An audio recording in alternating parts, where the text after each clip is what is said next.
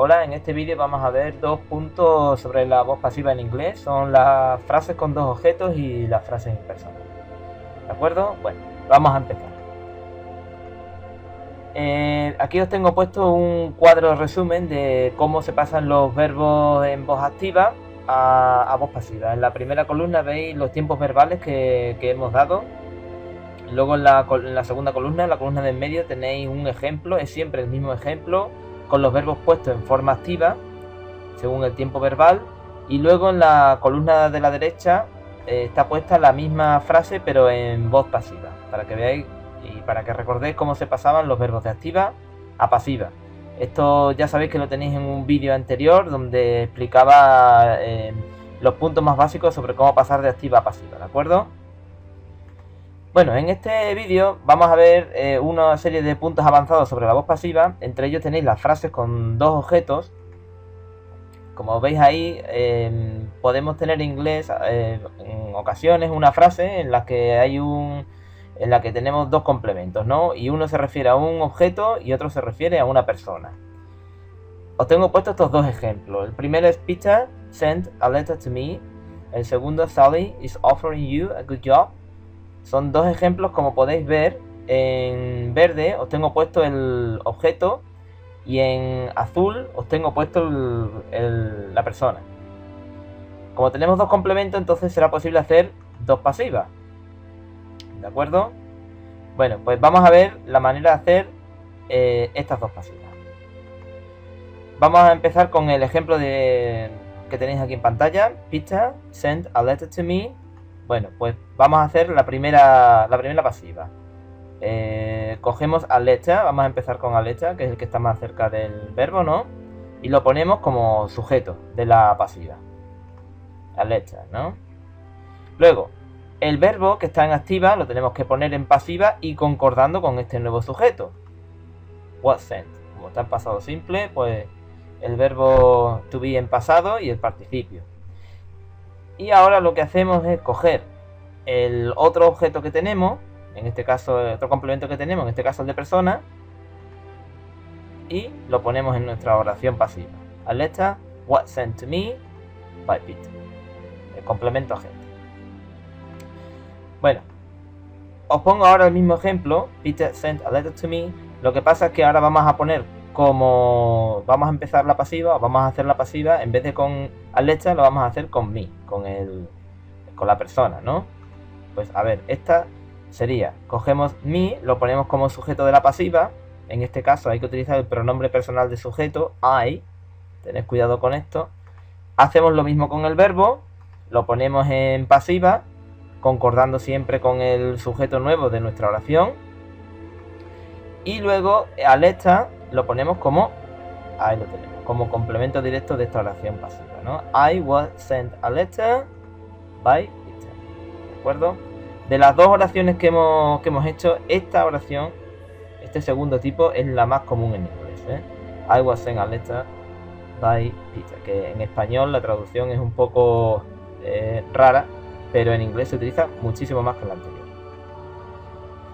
Bueno, aquí os pongo el otro ejemplo que salió antes, de Sally is offering you a good job.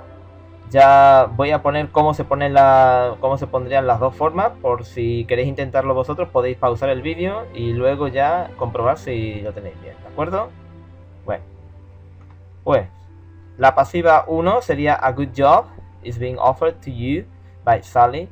Fijaos como cuando he quitado a good job tengo que poner to you. ¿De acuerdo? Hay que poner siempre aquí la preposición. En la pasiva 2 sería you are being offered a good job by Sally. Bueno, pasamos a lo que se llaman las frases impersonales. Mirad, las frases impersonales son aquellas en las que salen verbos como say, think, believe, know. En este tipo de verbos, que son sobre expresar creencias o expresar opiniones, también es posible poner la pasiva de dos maneras. El ejemplo, mira, esta es la frase activa, ¿no? People say that Liverpool Football Club is the best football team in the world. La gente dice que el Liverpool es el mejor equipo del mundo, ¿no? Eso es una frase activa. Bueno, Como es una frase de esta con el verbo say, que está ahí arriba, pues la podemos poner de dos maneras diferentes. Mira, la primera forma de poner es con it, siempre empezamos con it, luego ponemos el verbo en pasiva, el de opinión, o sea, el que viene aquí, ¿vale? O think, o believe, o el que tengáis, en este caso es say. Luego ponemos that, y luego tenemos que poner el sujeto y el verbo tal y como aparecen en la oración que tenemos en activa, ¿de acuerdo? Bueno, os pongo cómo quedaría y lo veréis muchísimo más claro. Primero pongo it, después pongo el verbo en pasiva, como say, está en presente, pues it is said. Eso se traduce como se dice, that, se dice que, y ahora pongo el sujeto, el verbo y el resto de la oración tal como aparece, ¿no? It is said that Liverpool is the best football team in the world. Se dice que el Liverpool es el mejor equipo del mundo. Bueno, vamos a ver ahora la segunda manera de hacer este tipo de frases. Os tengo puesto aquí el mismo enunciado que en el anterior, simplemente he incluido el verbo consider, que es el verbo que suele ir en esta segunda forma, ¿de acuerdo? No suele ir en la primera forma. Bueno, os voy a poner el mismo ejemplo. La oración activa de antes. People say that Liverpool Football Club is the best football team in the world. Bueno, la manera de hacer este segundo tipo de pasiva es un poquitín más complicada que la anterior. Primero hay que poner el sujeto. El sujeto es el que aparece después de that en la oración activa. En este caso sería el Liverpool Football Club, ¿de acuerdo? Luego tenéis que poner el verbo de opinión, que en este caso es say. Lo tenéis que poner en voz pasiva y concordando con el nuevo sujeto. Y luego tenéis que poner el verbo que aparece después del sujeto en la activa, lo tenéis que poner en infinitivo. Y luego ya el resto de las frases, ¿de acuerdo? Bueno, esto quedaría de la siguiente manera. Primero, como he dicho antes, pongo el sujeto, ¿de acuerdo? Luego pongo el verbo de opinión concordando con este sujeto, como es el verbo say, Liverpool is said.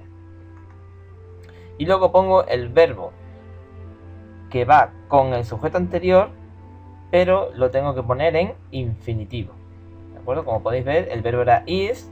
Bueno, pues el infinitivo del verbo is no es otro que to be. Y luego el resto de la frase no cambia. Bueno, aquí os voy a advertir un poco también sobre qué pasa si el tiempo de los verbos en activa cambia un poco, ¿no? Como por ejemplo esta otra oración que os he puesto, que está en pasado. People said that the concert was excellent. La gente dijo que el concierto fue excelente, ¿no? Aquí ya no está en presente como antes, sino que está en pasado. Bueno, pues entonces lo que hay que tener muy en cuenta es los tiempos verbales. Si esta frase la quiero poner de manera impersonal en pasiva, en la primera forma sería it was said, se dijo, porque ya está en pasado, that the concert was excellent. Y de la segunda forma quedaría así: the concert was said to have been excellent. Y tened mucho cuidado con esto, porque este es el infinitivo, ¿de acuerdo?, que tenéis que utilizar cuando el verbo en la oración activa vaya en cualquier tiempo en pasado. Para el resto de tiempos utilizáis el infinitivo normal, el que conocéis, ¿de acuerdo? El to con el verbo. Pero si el verbo que aparece aquí, como en este caso es was, está en pasado, tenéis que poner el infinitivo perfecto, que es to have, y el participio de este verbo, que en este caso es been. ¿De acuerdo? Bueno, pues eso es todo. Espero que os haya gustado la presentación y que os hayáis enterado bien. Gracias.